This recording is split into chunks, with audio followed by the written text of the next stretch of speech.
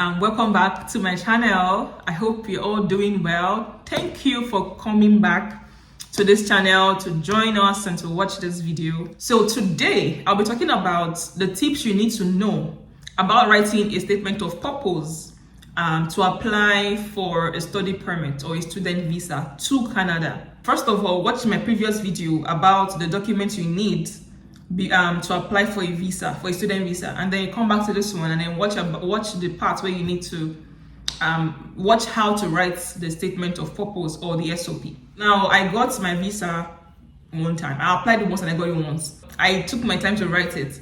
So then, if you can follow this, I think it's going to help you as well. Now, to write your SOP, the first thing you need, this is a formal letter, basically. This is like a formal letter. That's what you need. So, of course, you need two addresses. You need your address at the right hand side of top of the paper, and then you need the address of the visa office at the bottom left of the letter of the document, right? And I'll put the visa office that I addressed my letter to in the description box, so you can copy that if you want to. I sent mine to the Lagos office. That's where I applied for my visa. So depending on where you are, you have to know the address of the visa office, right? So after you have the address of the visa office here on the left bottom side, then under it you have dear sir/madam, because you don't know who's reading your letter, right? You don't know. It might be a man, it might be a woman. So address it in either way. So dear sir/madam, and under that, in the middle, you have the heading of the letter. So for mine, I titled mine Statement of Purpose for Application of a Study Permit. You can write Statement of Purpose for a student visa, whatever it is you want to write there, that's okay. And that should be bolded in the middle, right? So my first paragraph, I started it with my background. Like, I went back to when I was growing up, right? Basically, that's what the first paragraph. The first paragraph will be your background. So I'm going to just give a brief example of what I wrote. So I wrote when I was growing up, as early as, whatever age, when I was still young, I discovered that the prevalence of disease in a particular place, my community, as if my small community there, was high. And not only that, there are many diseases, and I mentioned some of them, like cancer, obesity, diabetes, and all of that. And that kind of piqued my interest as to why is this happening? Basically, like, why do we have lots of diseases in this part of the country and nobody's doing anything about it? And that kind of, built my interest to kind of look into this, right? So that's my background. And then if you have in this part is where, if, for example, maybe you have a family member that had a disease before, maybe they had diabetes, or they had obesity, or they had cancer, and then you couldn't do anything about it, just watch them pass away. If this is what happened to somebody, this is where you want to write. Your first paragraph is just starting, you're welcoming, you're telling them about yourself. You grew up in this country, you grew up in this neighborhood, and then that has, done something in your life. It has changed your perspective. You see how you're building that paragraph. And all of this is taking like 5 lines or 6 lines, you're writing that part in the first paragraph. So in that first paragraph, you talk about how it has piqued your interest, and that's now, for me, I said that made me study biochemistry in the university, because I had interest in sciences. I had interest in trying to pursue cancer and trying to see why is it that there's high prevalence of diabetes and cancer in this community, all of that. So I went to do my undergraduate in biochemistry in Commerce University. That ended my first paragraph. The second paragraph, I talked about my BSc. I talked about my research. Even in my undergraduate, I studied diabetes. Like in my case, I said I had interest in cancer, diabetes, and some other diseases like that. So that interest from my first paragraph made me do my thesis in my undergraduate on what? On diabetes. Now that's what second paragraph. You're building a second paragraph. And then I've completed that degree with a first class. If you have a first class or whatever, if you have a high result, basically this is where you want to show yourself. You want to show yourself small. So you tell them that you have whatever result you have. If you don't have a good result, you don't have to mention it. You can just talk about your class, second class, upper, or whatever. So, but if you have a first class, mention it. So I had a 4.7 CGPA. I graduated because I studied well. I was hardworking, blah blah blah. Sell yourself, and then after that, you would then say, like for me, after that, My case was that I went to do an NYSC. Of course, that's a national youth program. I did it in a university, so I could then go to the laboratory and also work, and then that also informed and that also helped to build my knowledge in this area of diabetes and cancer and whatever. And then for me, that second paragraph, I also added that after my NYSC, you're giving them a background of your life basically. After my NYSC, I got a job, University of Lagos, to study as a biochemist and as a researcher, doing something in that line as well. I was also doing cancer and doing all obesity, studying all of those things in some pregnant women and stuff like that. I wrote all of those things I was doing in that particular job.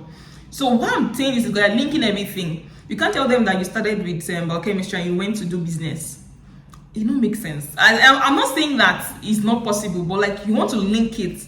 Even if you went from biochemistry to business, you can also still find a way to link it as to why you did that, right? So you can't jump from one to another. So you have to make a story. So what ended my second paragraph was the fact that I worked in that University of Lagos for a number of time, and it added to my knowledge on the field of cancer, obesity, and diabetes. And before you know it, one page don't full. Like you've already had one page, even going to the next page. All of these things are, whatever it is that it's for you. You don't have to write what happened to me, it's what happened to you. But then it's just helping you to give you perspective on what to write. So my third paragraph started with my master's degree. So I began my master's, in 2017 in Coventry University, studying cancer. So I'm even doing more. I'm trying to get more knowledge about this cancer field. So this is like, wow, okay, this girl child likes cancer, from the beginning down to this. You see how I've progressed. And so it's not something that's just all over the place. So I told them I began my master's degree in Coventry University, and then talked about what I was doing, because as at that time, I was actually rounding up my master's when I applied for the visa. I was rounding up the master's. In that third paragraph, I made it only about my master's. So I talked about all of the research I did there, all of the steps I had learned, skills. I learned PCR, I learned ELISA, I learned Western blotting. Many things I just mentioned, just basically try to just science it out, just talk about it, just to know that they know that you know science. Basically, that's what I did. I talked about it. Oh, I use this and use that, and then it has added to my knowledge, and it has even made it better. Before I didn't know all of these things, but now I know them because I did my master's in cancer. And then that ended my third paragraph. And then my fourth paragraph is now I plan to start my PhD program, because as for me, I was applying for a PhD program. So I plan to start my PhD program in the University of Manitoba in 2019, right? So that was my that's my fourth paragraph. So I talked about the duration of the program is for 4 years. I plan to do cancer research even further in the lab of my supervisor. So I mentioned her name. She's doing cancer research, and that's why I chose her, because of course it makes sense that I want to study cancer. So I chose her because of that, and that she's at the university, she's a professor at the University of Manitoba. And then we had spoken about it, and she agreed to fund me. For me, remember, I didn't have funding from her, my supervisor. I had a scholarship, so I didn't have to write that she funded me, but I wrote that she was going to supervise me. She agreed to supervise me to look at everything, and she had agreed to basically be my supervisor. Basically, that's in that same paragraph. And then to finish that paragraph, I wrote there that I already got an offer of admission, of course, which is attached to. Remember my last video, I said you attach your letter of admission. So I told them that I already got an admission to start in September 2019. I said that this knowledge I already have would equip me to be excellent in the program I'm going to do in the University of Manitoba. In my fifth paragraph, I talked about University of Manitoba. So the question is, why University of Manitoba, right? Why did you just randomly choose it? So I talked about University of Manitoba that I did after thorough research.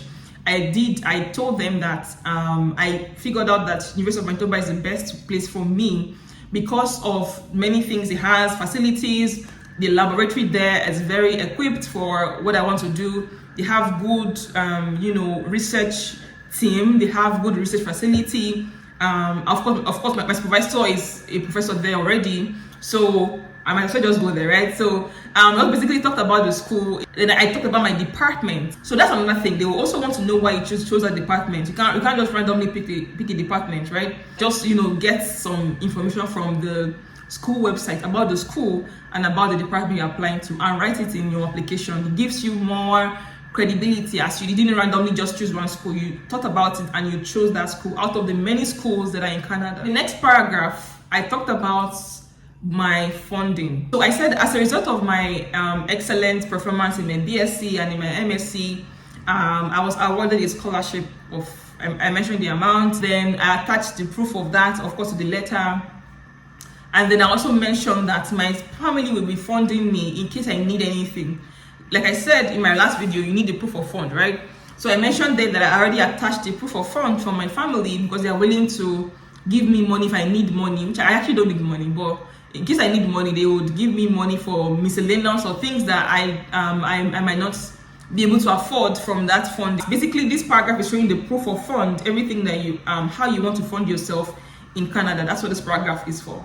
So the next paragraph is where you write your family ties, or where I wrote my family tie. So for me, I wrote that as regards family tie, I don't have any family in Canada. I didn't have any family in Canada. So there was no way for me to say I have tie in Canada, right? So all my family members were in Nigeria. I explained that. I explained my family, you know, my father, my mother, my 4 siblings. I explained all of that in the letter. Now this part is that you have to show that you are not running away from Nigeria. Nobody wants you to run away from Nigeria. They want you to come back, actually, to add to Nigerian economic. So you will show there that you have a tie in Nigeria. So I wrote there that I have family ties there. All my siblings, all my family, they are here. They are in Nigeria. Yeah, my mom and my parents have their own company. They have their own stores that they wish to live to me. And then I also have a plan to go back to Nigeria and then enhance or impact the life of people there as well. And if you have landed properties in Nigeria, that can also be your ties to Nigeria as well. You show proof of landed properties. I wrote there that I don't have any landed property in Nigeria. My only tie is my family. And I ended the paragraph with, upon completion of my PhD program at the University of Manitoba, Winnipeg, Canada, I'll return to my family in Nigeria as I have moral obligation and responsibility towards them. And that was how I ended that paragraph. And then lastly, this paragraph is very important. Lastly, I wrote that I have attached documents to support my application for a study visa in Canada. I have also attached sworn affidavits from a high court and customary courts, attached, to attest to the fact that all the documents attached to this application belongs to me, right? And then I ended with, thank you for reviewing the application and going through all the documents. I look forward to your favorable response. Yours faithfully, Obi Patience. So that was what I wrote as my ending for this. Finally, like I said in my previous video, take your time and write this application. Take your time and write out this SOP. If you follow these things I already told you, I'm sure your application will come out as a very good one. And then you don't need to write many stories. You don't need to write, I think mine was too much. I have 3 pages here actually. I have 3 pages, actually 4 pages. Whoa, 4 pages. I have 4 pages, well, 3.5 pages, 3.5 pages anyways. But I got my admission, I got the visa. So basically it's just good to say everything that you want to say and make a story. Like I see people writing story and they write things that are complex. They begin to write big words. Nobody wants to read big words. Don't make it ambiguous, don't make it cumbersome. Just write it, make it very easy for someone to read and to flow. I hope it helps somebody. If you're someone that has been wondering how to write an SOP, I hope this helps you. And then if you have a question, just ask me in the comment section. And if you need someone to go over your SOP, I might be able to go over a couple of SOPs. Just send me a message or an email, or just leave it in the comment section that you have your SOP and you'd like for me to go through it. I might be able to help depending on my schedule or my time. But just let me know. Yeah, thank you for watching this video. Please like, comment, share, and subscribe. Please share to people that need it, people that need this thing. Share it, please. Thank you. And I will see you in my next video. Bye.